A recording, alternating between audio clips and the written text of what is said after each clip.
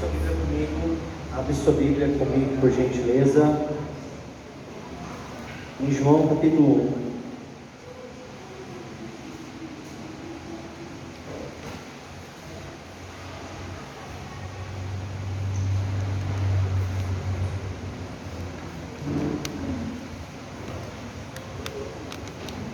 Nós vamos ler versículo 35 até versículo 39.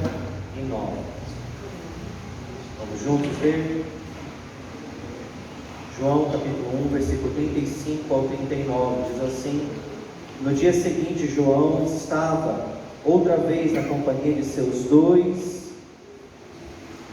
dois dos seus discípulos, e vendo Jesus passar, disse: Eis o Cordeiro de Deus. Os dois discípulos, ouvindo-o dizer isso, seguiram Jesus. E Jesus, voltando-se e vendo que o seguiam, disse-lhes: O que vocês estão procurando? E eles disseram: Rabi, que quer dizer mestre, onde o Senhor mora?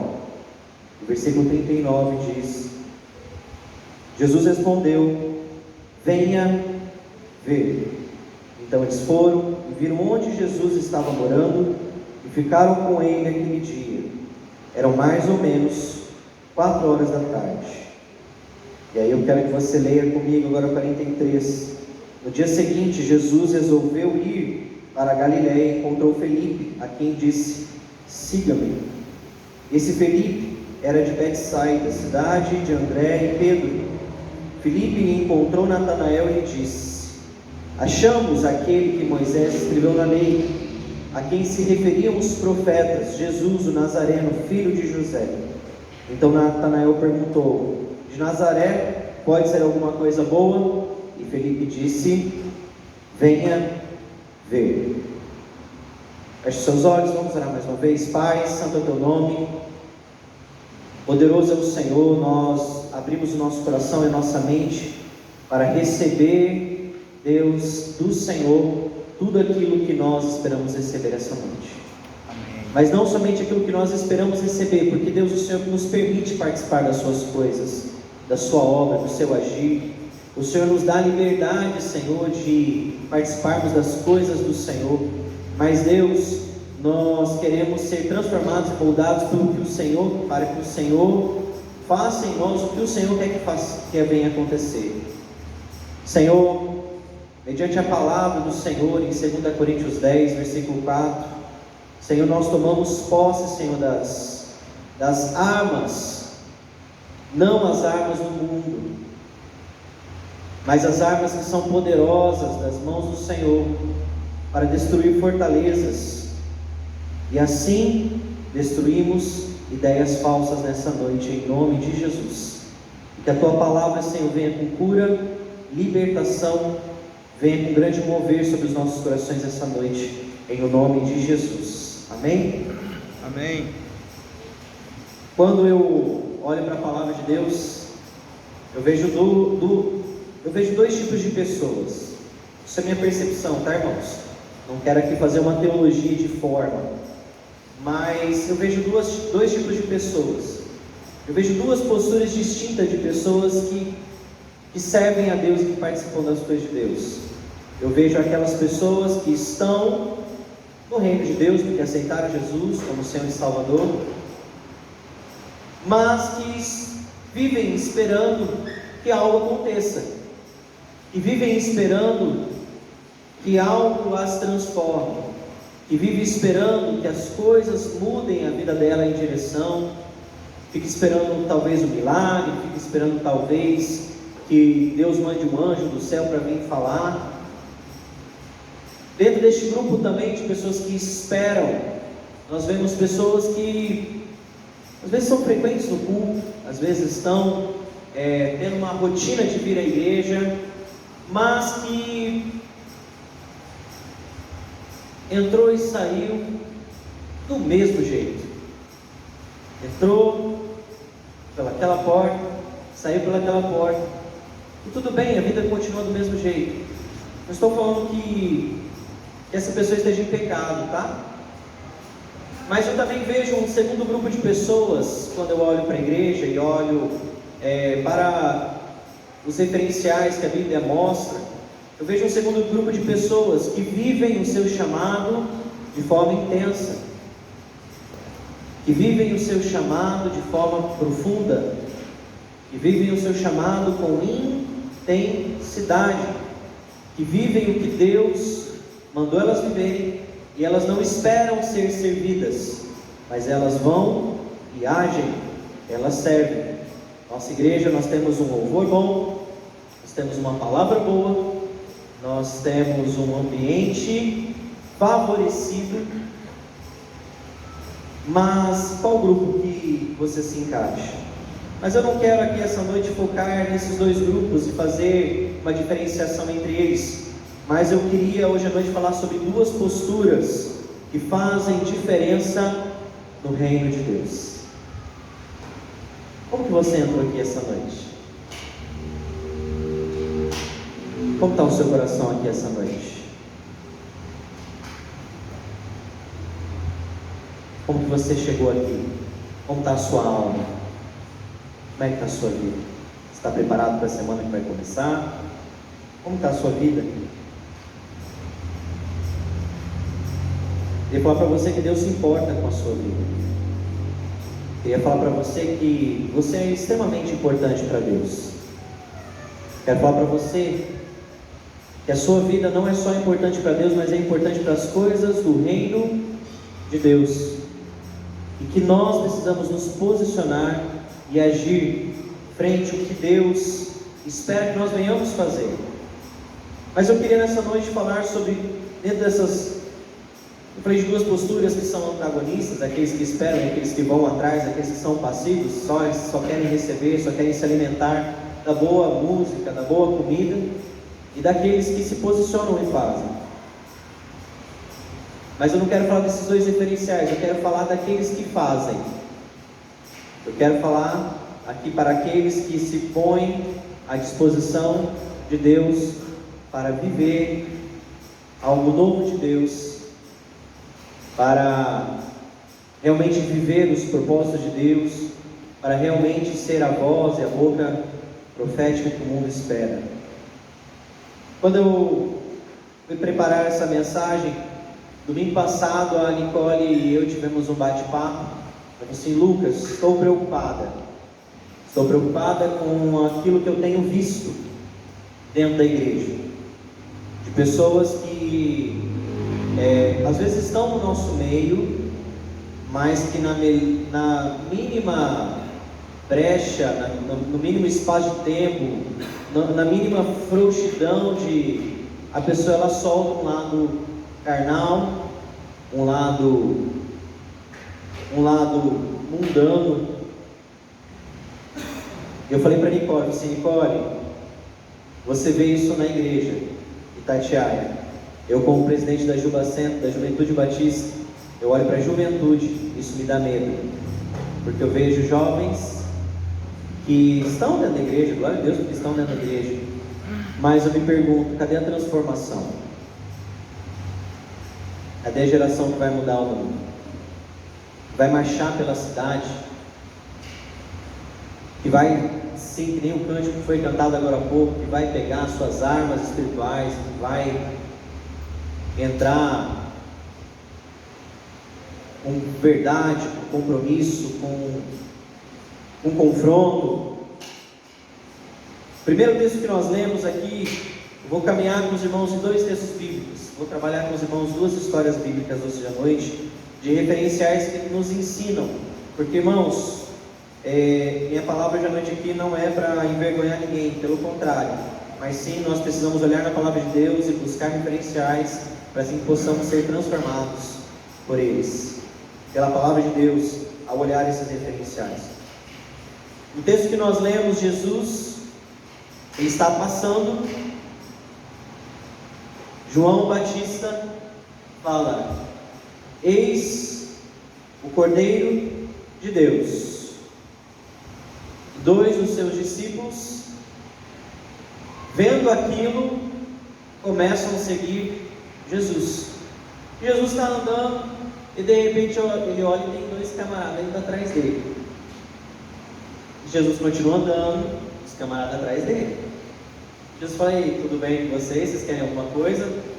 E eles falam assim: "Mestre, aonde você mora?" "Mestre, como eu faço para ter intimidade com você?" E Jesus olha para aqueles dois e fala, versículo 39: "Venham ver." Tudo poderia ser diferente se eles falassem assim: "Ah, legal, amanhã eu vou."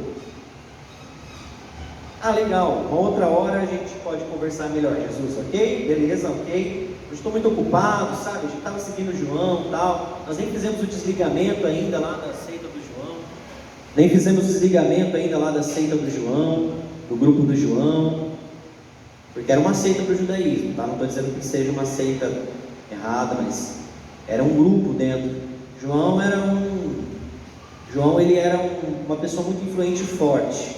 Existiam muitas pessoas na época que se levantavam, né, e conduziam grupos. E João era um deles. João tinha um grupo muito forte que seguia ele. Era aqueles que seguiam João. E João, ele, sabendo o propósito dele, sabendo o chamado dele, sabendo o porquê dele, ele aponta para o mestre. João aqui sai de cena, ele falou assim: "Olha, não sou mais eu, está aqui o Cordeiro de Deus." E aqueles dois discípulos passam então a seguir Jesus Cristo. Esses dois discípulos passam então a rever as posturas deles, passam então a um processo novo de jornada e caminhada. Quantos de nós aqui já aceitamos Jesus como Senhor e Salvador? Quem aceitou Jesus como Senhor e Salvador? Amém. Digamos que esses dois foram convertidos naquele momento, eles passaram a seguir Jesus. Mas me chama a atenção nesse texto uma pessoa muito específica, que é Felipe. No versículo 43 diz que Jesus resolveu ir para a Galiléia. Ele encontrou Felipe e disse para Felipe: "Siga-me, vem comigo." O mesmo convite que Jesus havia feito para aqueles dois, Jesus disse para Felipe: "Siga-me." Felipe então passa a seguir Jesus, mas ele encontra uma pessoa que era muito fervorosa, Natanael. Natanael estava sentado embaixo de uma figueira. A figueira, dentro do simbolismo do livro de João, representa a lei, representa a casa dos profetas, a casa dos sacerdotes, representa toda a tradição da cultura judaica, representa toda uma cultura e uma ótica de pensamento. Ele está sentado debaixo da figueira, ou seja, ele era um praticante. E ele falou assim: "Quem você achou?" Ele falou assim: "Eu achei o Messias." E ele fala uma coisa muito interessante: "De Nazaré pode sair alguma coisa boa?"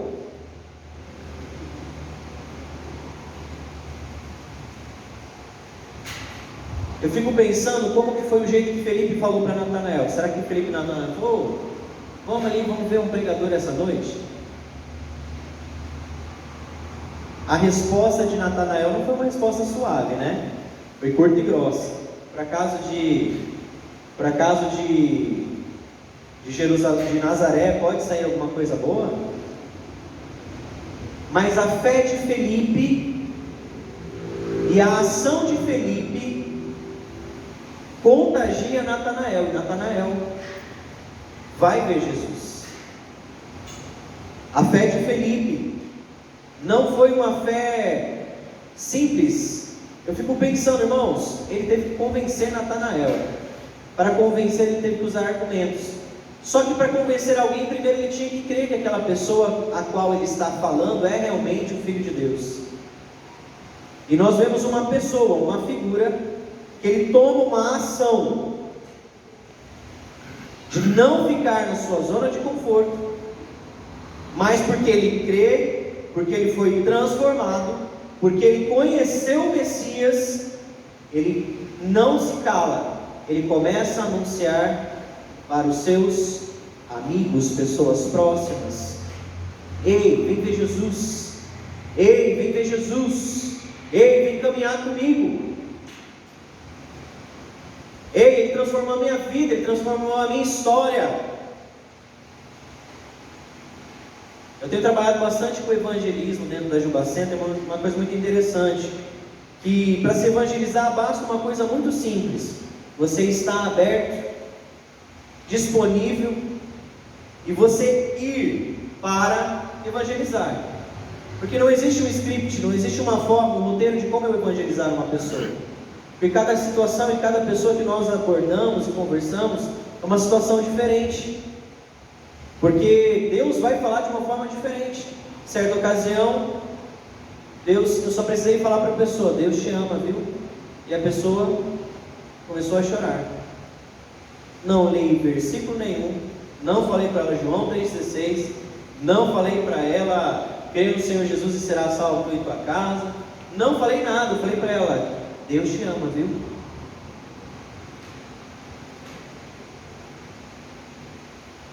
Deus te ama. Mas talvez a forma que eu falei aquilo, se eu tivesse falado assim: ó, Deus te ama, tá? Isso seria de uma forma. Mas eu olhei para aquela moça, dentro dos olhos dela, e falei assim: Deus te ama, viu? Ela estava indo para o trabalho dela, e aquela mulher começou a chorar. Queridos, como está a sua vida hoje para evangelizar o reino de Deus? Você está sendo um bom vendedor? Você está sendo uma pessoa com um bom poder de convencimento? Você está sendo uma pessoa que consegue mostrar para as pessoas que vale a pena seguir Jesus? Você tem sido uma pessoa que realmente quer convencer as pessoas de que Cristo mudou a sua vida? Deixa eu perguntar para você: você tem certeza que isso é importante mesmo para você? Vou perguntar uma pergunta. A gente ficou conversando, eu e o Vitor e a Nicole esses dias atrás, né? Você tem certeza que você está no lugar certo mesmo? Você tem certeza? Você tem certeza que Jesus mudou a sua história mesmo? Como você tem anunciado esse Jesus para as pessoas? O problema é que eu vejo que a igreja perdeu o entusiasmo em falar de Cristo. Nós falamos de Cristo como se ele fosse mais uma das filosofias, como se ele fosse mais uma das situações que podem ser apresentadas para alguém, mais uma das verdades. Se Felipe achasse que Jesus era mais uma das verdades e das muitas seitas, os muitos caminhos que tinham, talvez ele não teria convencido Natanael. Mas você precisa contagiar pessoas. Você precisa encorajar pessoas. Quero que você caminhe comigo agora, dá um salto para trás aí. 2 Reis, capítulo 5. Você conhece a história.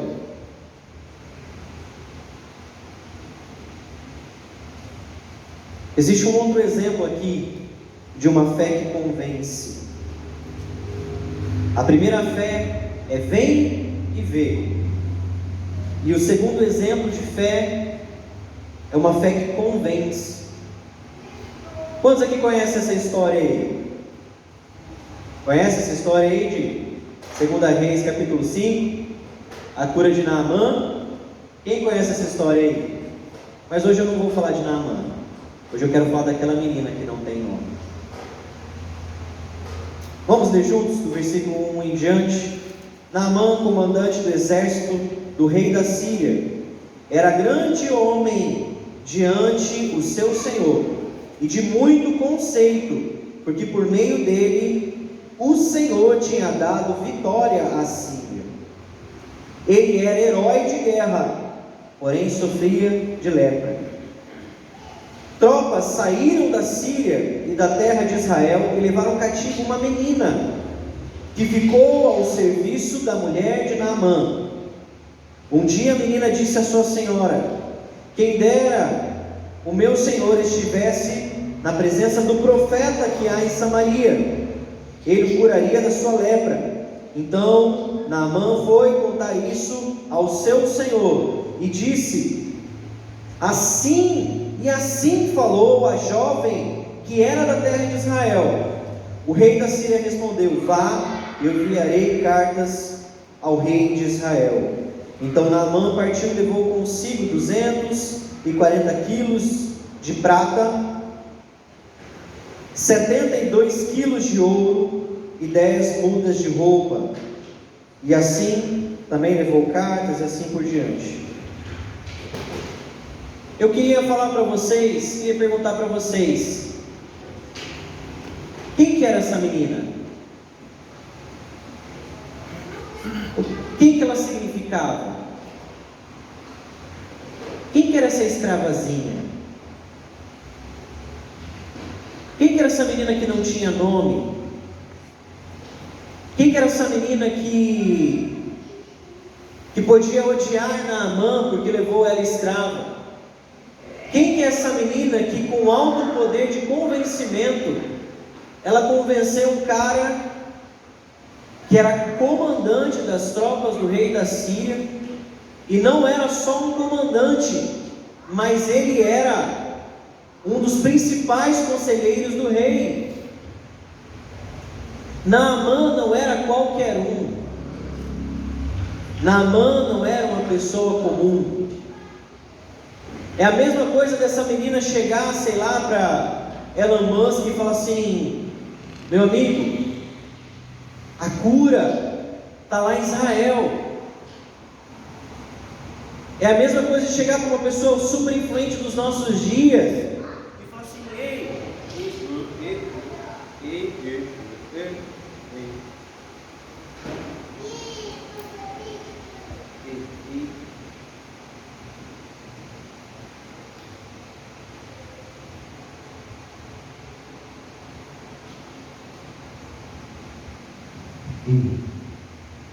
Peguei o que está aqui, número 2, tá? Quem quiser mexer no som aí, só para se localizar, tá?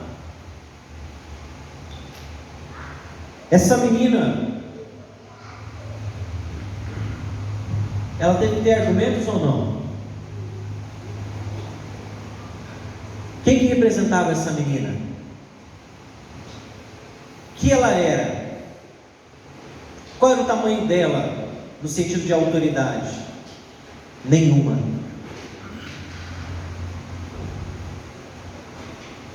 Você não é pequeno demais para a obra que Deus tem para a sua vida. Você não é um qualquer um. Aquela menina, ela poderia ser muitas coisas, mas algo que eu tenho certeza é que essa menina, ela tinha uma atitude de fé que convenceu não uma pessoa simples, mas alguém de grande poder, alguém que havia entrado em Israel e levado pessoas cativas. Ao saber que o seu senhor estava doente, ela anunciou aquilo que ela conhecia. Você conhece a Deus? Você conhece Jesus? Você conhece mesmo? Então por que você não tem falado sobre Ele para as pessoas? Essa menina, ela não falou daquilo que ela achava, porque o conselho dela poderia custar a vida dela. Imagina se ela desse um blefe ali e falasse: mas lá em Jerusalém, lá em Israel, tem um cara bom lá tal, e nem tem nada, e o cara chega lá e o cara nem era tão bom assim, e era só um charlatão. Você acha que Naamã ia chegar de volta na sua casa e ia fazer o que com ela? O conselho dela não era só um conselho de atitude, de fé e de conhecer o Deus que tinha em Israel, mas o conselho dela poderia custar a vida dela. O conselho dela custava a vida dela, porque se desse ruim, meus irmãos, se ele voltasse da sua terra, leproso ainda, com certeza aquela menina estaria em maus lençóis. Porque ela fez, primeiro, ela convenceu a mulher do cara. Segundo, ela convenceu o cara. O poder de convencimento dela foi tão grande que Naamã chega no rei e fala assim: a minha serva, a jovem que serve lá em casa.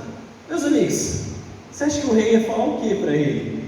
Tá, você vai acreditar numa escravazinha na sua casa?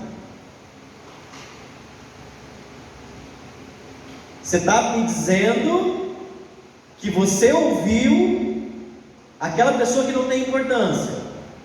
Você está louco, Naamã.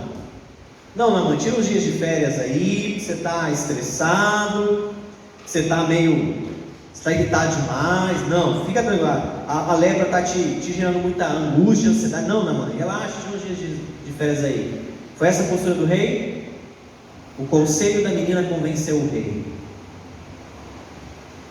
Olha o tamanho dessa menina.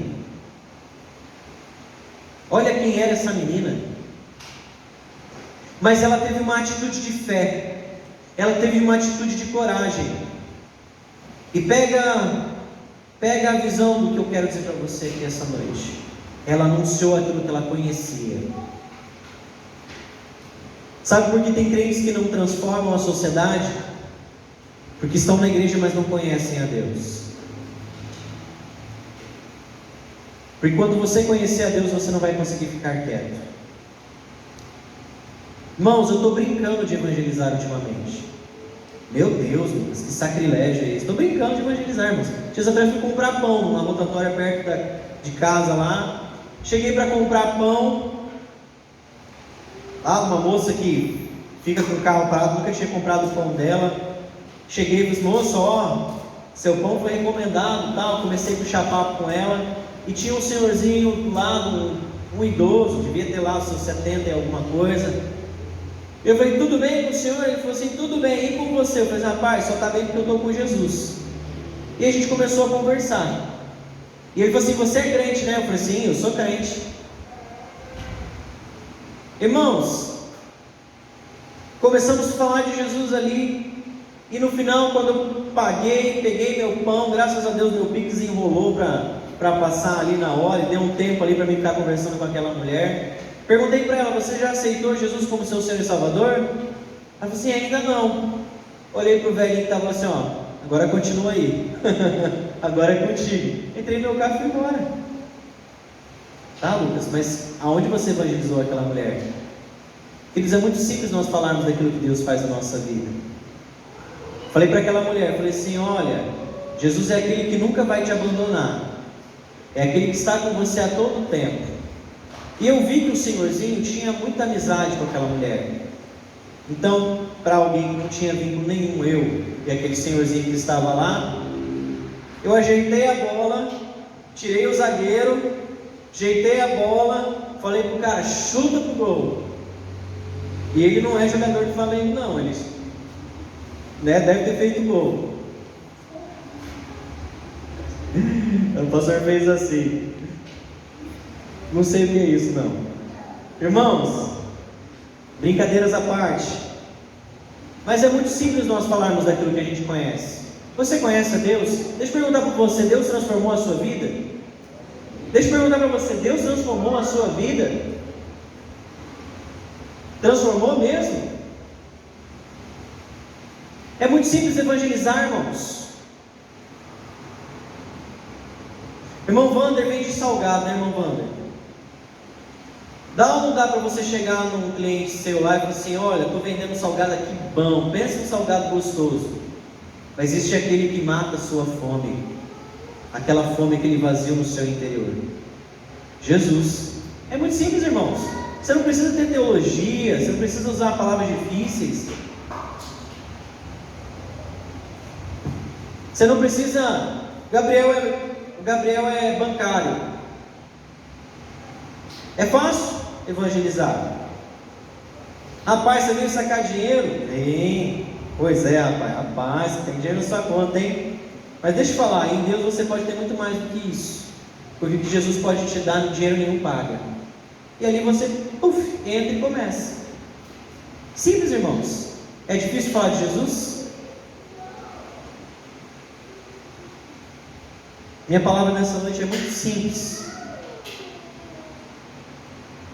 Mas eu quero dizer para você que pessoas amarguradas não têm lugar nas coisas de Deus. Quero falar para você que pessoas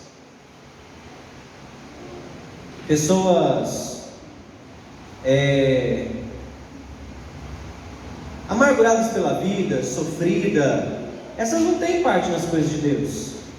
Porque a vida que vivemos não vivemos mais para nós mesmos, vivemos para o Filho de Deus. Eu me pergunto, se essa menina fosse amargurada, ela tinha falado para o rei, tinha falado para Naamã? Ela poderia ser amargurada, não poderia? Ela não estava na casa dela, ela estava em situação de escrava. Escravo faz o que quer, né? Sai para ir no shopping, no mercado, vai assistir um cineminha na hora que quer, né? O escravo faz o que ele quer, né? O escravo senta junto na mesa do Senhor e come com o Senhor, né? E ainda pede para o Senhor servir ele ainda. É assim que o escravo faz, né? Irmãos, o texto dá toda a ideia de que essa menina ela estava sozinha. Nenhum momento aqui fala da mãe dela. Eu tenho, isso é para mim, que essa menina ela estava sozinha ali. Porque você não vai levar um velho caquético como escravo, né? Você vai levantar alguém forte, né? Vou mandar um Alessandro assim, chamar um Vitor, um Márcio, um Cleitinho. Esse cara forte vai me ajudar. Não vou chamar um cara fraco. Essa menina ela só foi levada. É a mesma coisa que aconteceu com o Daniel.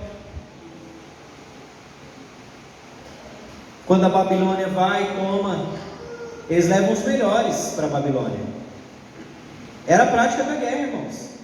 Essa menina ela tinha saúde, vitalidade. Talvez a mãe dela não estava ali. Mas queridos, uma coisa muito simples. Se Daniel fosse uma pessoa amargurada, ele chegaria onde ele chegou?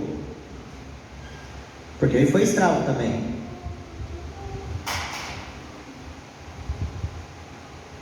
Vamos voltar para o texto que a gente estava antes, não precisa abrir a Bíblia não. Vamos só relembrar do texto que nós lemos antes dos seguidores lá de João. Pô, os caras já tinham perdido tempo com João, hein, cara? Eu vou seguir mais um? Eu não. Essa história aí. Meus queridos, Deus não espera que você seja amargurado, mas Deus está procurando pessoas entusiasmadas para passar entusiasmo para os outros, para que os outros vejam dentro de você a fé que pode transformar. Você precisa se posicionar. Essa menina ela tinha convicção, ela anunciava o que ela conhecia. Felipe anunciou o que conhecia. Meu irmão, minha irmã, passe a anunciar aquilo que você crê. Passe a anunciar a palavra de Deus. Faça com vontade. Fala o que Jesus fez na sua vida. Mas aí eu jogo para uma outra pergunta: se é que Jesus fez alguma coisa na sua vida. Jesus fez alguma coisa na sua vida? Se é que você é salvo. Eu só posso ter certeza da minha salvação, irmãos.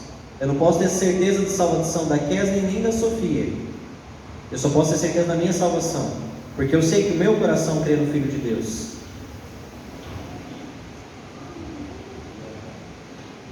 Precisamos ter atos de fé. A fé é crer e obedecer a palavra de Deus. Uma pessoa é salva quando ela obedece a palavra de Deus. Não basta crer, meus irmãos. Tem um bando de crente aqui nessa noite. Não basta crer, meus irmãos. Precisamos obedecer. Precisamos mudar, irmãos. Precisamos mudar o nosso status. Precisamos mudar a nossa forma de viver e agir. Se a palavra de Deus diz que você tem que obedecer, obedeça. Jesus disse: ide e fazei discípulos. Jesus não perguntou para você se você queria ir fazer discípulos. Mas igreja, você não pode anunciar algo que você não conhece. Você não pode falar de alguém que você nunca viu. Você só pode falar daquilo que está dentro do seu coração. E o que está dentro do seu coração? Como que anda a sua fé? Você anda encorajando pessoas? Você anda convicto da sua fé? Porque o processo de anunciar tem a ver primeiro com a minha convicção. Você está convicto do caminho que você está? Você está convicto da sua fé? Você está convicto que você está no lugar certo? A palavra é muito simples. Muito simples.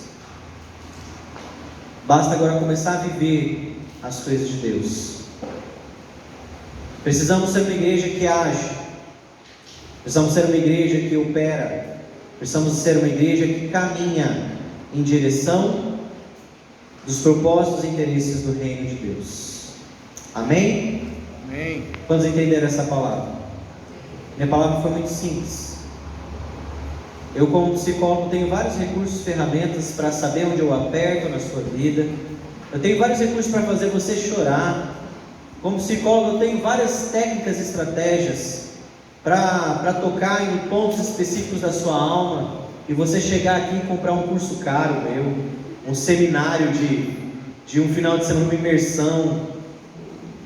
Muito fácil, irmãos. Manipular pessoas é facinho.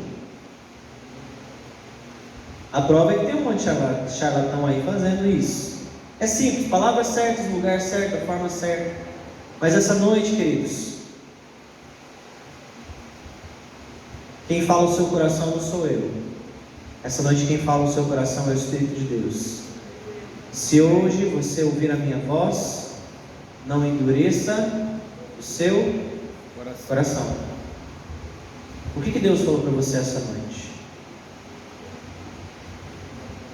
O que Deus falou para você aí?